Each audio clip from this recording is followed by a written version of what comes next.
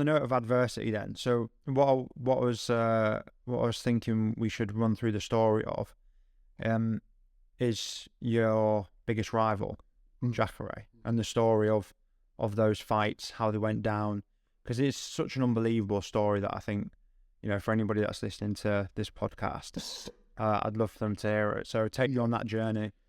That's the thing, right? For example, I was very fortunate to be very observing during my brought up. When I was bringing up, I was observing by the lessons that my dad was giving me, the lessons that my mom was giving me, the lessons that my grandma and from one side and grandfather to the other side, and vice versa. The lessons that my granddad was giving to my dad and my dad sharing. That's the importance of sharing. I was learning a lot by seeing the lessons that people around me was having and taking conclusions by the consequence of those lessons. And I remember someone told me that wise are those who learns from other people's mistake without having to go through them. And this gives me a very good click to, that's true, because my dad told me not to do that. And because if I did it, something bad could happen. And then I started to recognize someone did it, and I saw the consequence. Oh, well, my dad was right. So I don't need to feel the consequence to learn that I don't have to, even though I feel so itchy to do it because it's like, I want to do it, but my dad said no, but I really want to do it. But this kind of thing, I start learning a lot from other people's mistake, right? And I'm talking about that because a lot of people say, oh, you can't do this. Some other people are saying, no, you cannot do this. And that's the fine line of your experience of what is possible or what's not possible by your experience that you have in life, right? I have seen, I've been always attracted to the sport. So I've seen that people, like in sports, people beating records. We see like running, the guy, this Olympics is beat the records, but the other guy beat the record 4 years before, and then now there's another record that was already impossible then. Now the guy is a lot more, and suddenly people overcoming the limits of themselves because they are giving all they can. I saw this in swimming, in the Ayrton Senna. I was someone that I as a tradition for our Sundays to watch the races. Ayrton Senna, man, like one day in Brazil, he was running on the rain with the dry tires, and they start getting dry, and he was shifting, like doing the wrong tires on the wrong, just to get time for don't go to the pit stop. And then his gear broke, and he only had the sixth gear, and he managed to win when everyone thought he couldn't.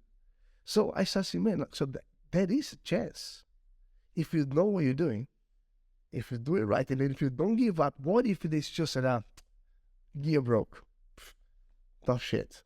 Sorry guys, gear broke, I'll stay. Impossible to win. You're never gonna find out. And I've always had that in me. I rather regret for something that I've done than the things that I never done. So this kind of thing always put me in the situation that if I am doing something safe, I'm not in risk of life or anything. And who are you to tell me that I cannot do when my dad said to self-believe and carry on? With that mindset, I spoke a lot here, but it's just a little intro, because a lot of the people, when I start training, they have already a pre, no pre-concept, they had like a complex of where we came from. Would be impossible to compete against the people for real because they already been doing that for so long. I go, why?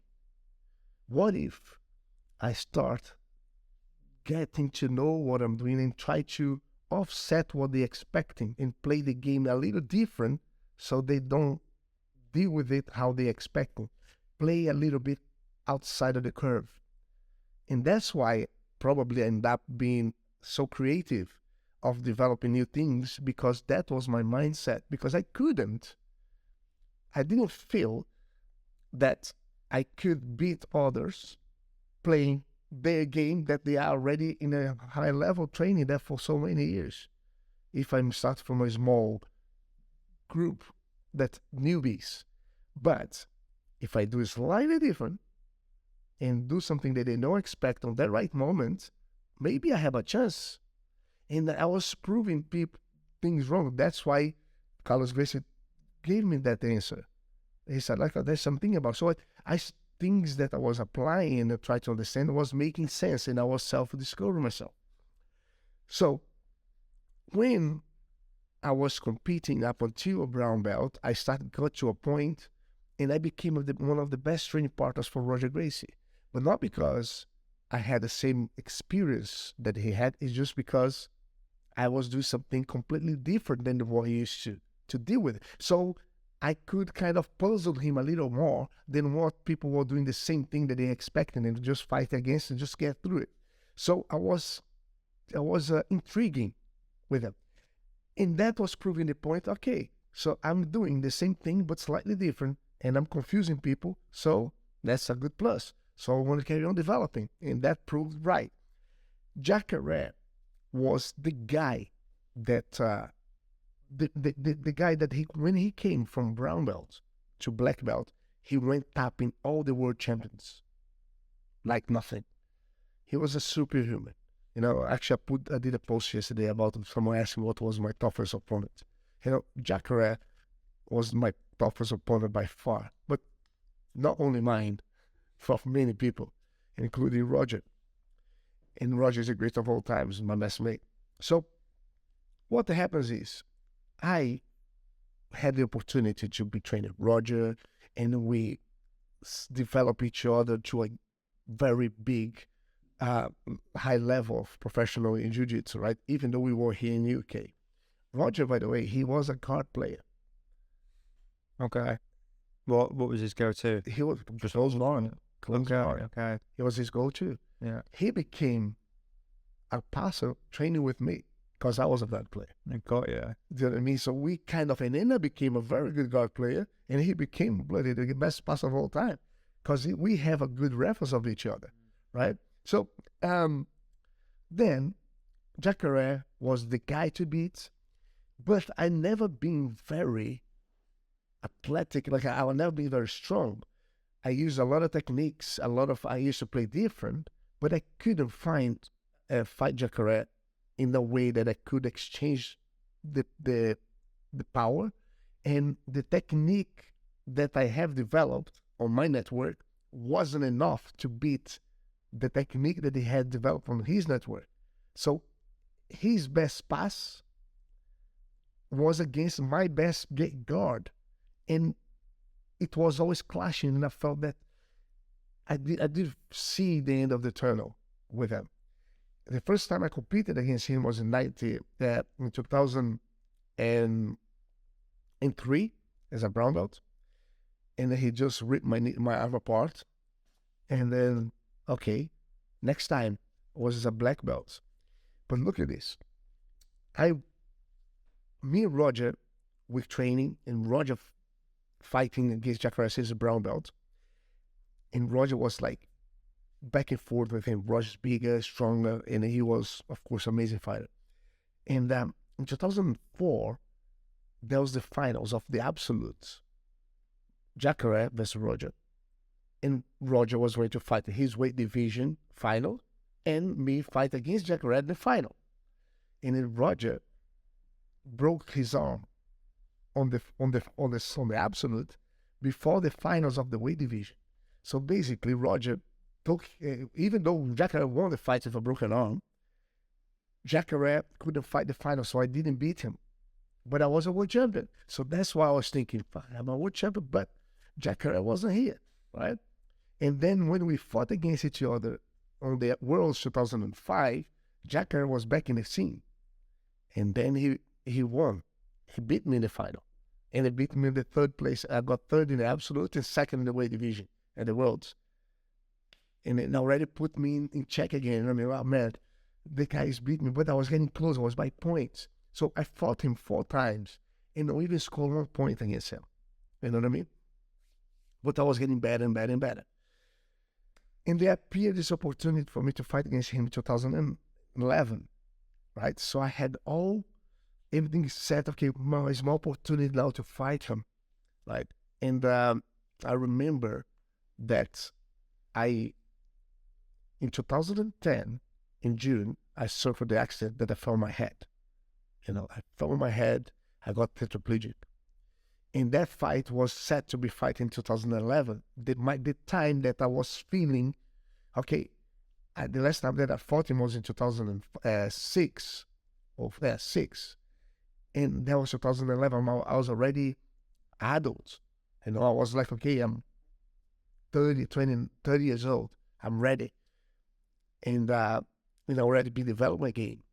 So when that match was set in 2011, I was so excited for it because it's the time that I could prove to myself that actually I can beat Jacare. And then the accident happened. My whole world went down. Like when I fell on my head in the MMA training and my whole body shut down, no hurts, no pain, simply disconnect. It's the worst feeling that I ever had in my entire life. And I remember the first thing that came to my mind because my oldest son, had just born in 2009. I thought, oh my God, I want to be able to pick up my kids because I wanted to be the father, and the active father with my kids. And then the second thing came to my mind was like, Jacare, I'm in a fight. How can I do it? So up until then, since my first experience of Jacare, I had lost by submission. I lost by submission, getting harder, and then I lost by points. And I lost by very tough points. And then I was getting better every time, even though I don't even score a point. So I wasn't that pursuit to try to prove to myself that I am capable to be the best guy in the world. Because I was getting closer, and I was learning, I was trying to adjust here and there, getting stronger. And then this happened.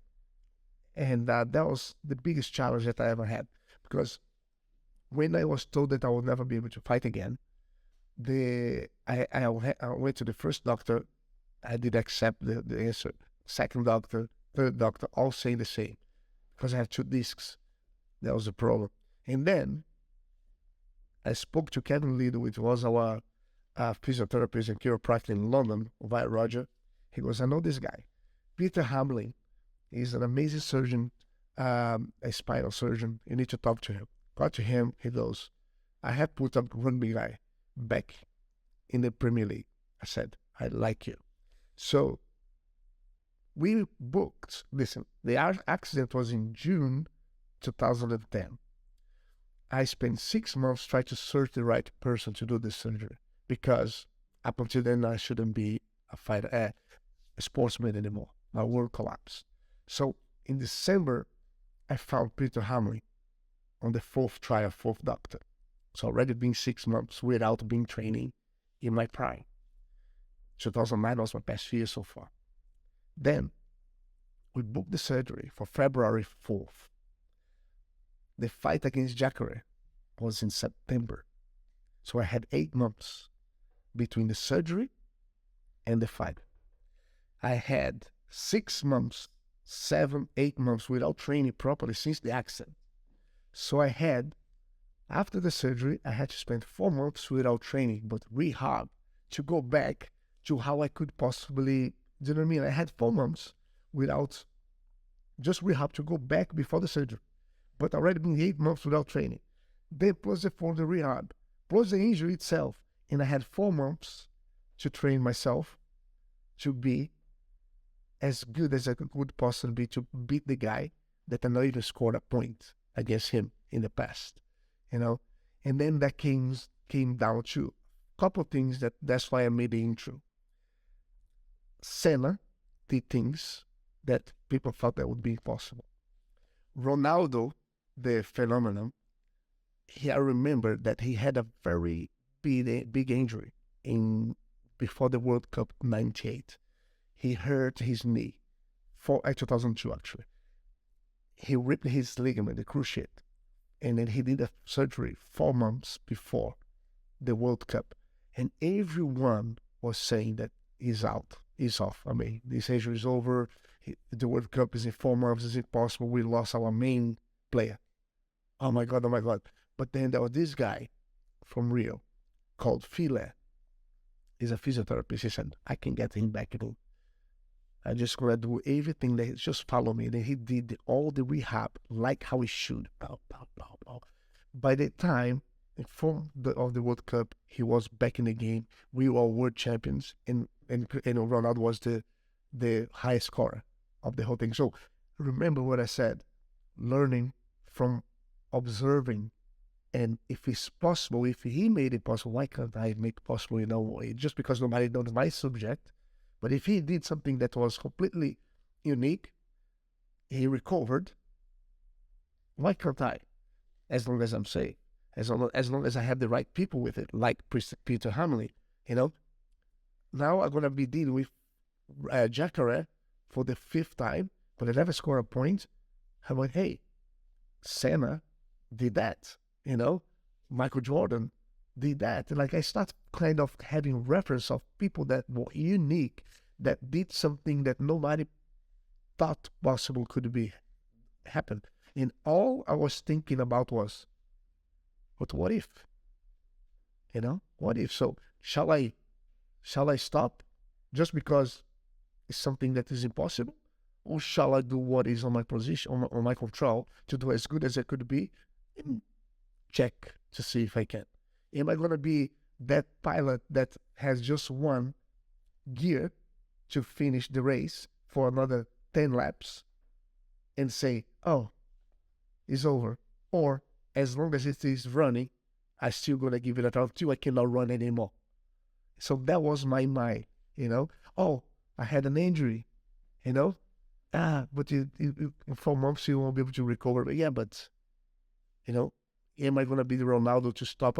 Sorry, guys, I'm out. Or I'm going to be the guy that's going to try to do it. Look, Neymar on the last World Cup, he had a very big injury, even though we didn't win. But what amazing recovery within 7 days. He was with the foot that big.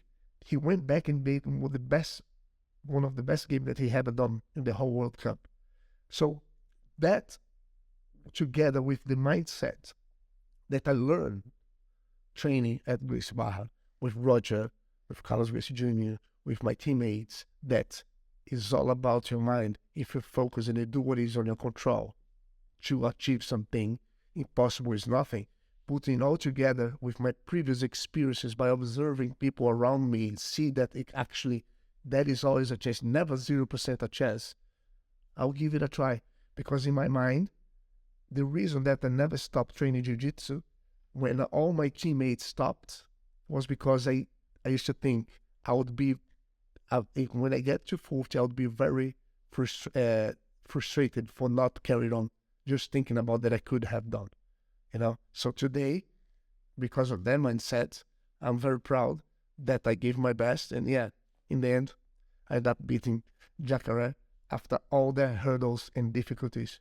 But everything was only possible because if you really believe and do whatever what it takes, you know, as long as you're in a safe zone, not when I say safe zone, that you're not putting your health into a situation that you might die or whatever. To be honest, there are people who does those things that's going to achieve the crazy stuff, right? But yeah, I chose the right people to be around. I chose the best doctor. I was reassured, and it was all down to me to do what it takes to get to the point. We got September 2011. It was the biggest fight of my life. I fought for 30 minutes, and I did something that nobody ever thought I could possibly do. And he didn't know about my neck. which was for me, the neck thing, only I know how the limitations that I had, but I was so confident that I would be there. And then always I thought about was every single day up until that fight, I always think about was beating Jacare. And I think I proved the point that is always possible. It's not about what people tell you, it's about what you tell to yourself, because people will tell you you can, and people are gonna tell you you can't. So you need to look inside and tell you whatever the voice you put in your heart and on your mind is the voice that's gonna be right. I love that story, man. Like, It's a long one. no, but it's a great one. Like when we sat down and spoke, and you shared that with me the first time, I was like, kind of welling up a little bit. I was like, it's absolutely crazy. From like what is almost your entire life is centered around being a sports person. You've sacrificed everything. You've gone to get the heights of the heights. You've got this opportunity to, prove to yourself and everybody that you can beat your biggest rival, and then to get hit with a bit of adversity. Not a bit. It's not like, like Ronaldo, knee injury, bad. There's going to be other World Cups. With fighting, there's only so many times that you can fight people and opportunities, and how often those come around. And there's also levels of severity of injuries. And when you're at the point where you're paralyzed and you can't feel anything, to then have the willpower and mindset to recover, overcome that, do a full rehabilitation, and then go back and compete at the highest level in a sport which is not like running up and down on a pitch. It's really physically demanding. And also jiu-jitsu, learning how to crank necks, choke people unconscious, break limbs. It's kind of playing with fire, but I just think it's such an amazing story, and it's so inspirational that I feel like this conversation would be incomplete without us visiting it. So I really appreciate you sharing that.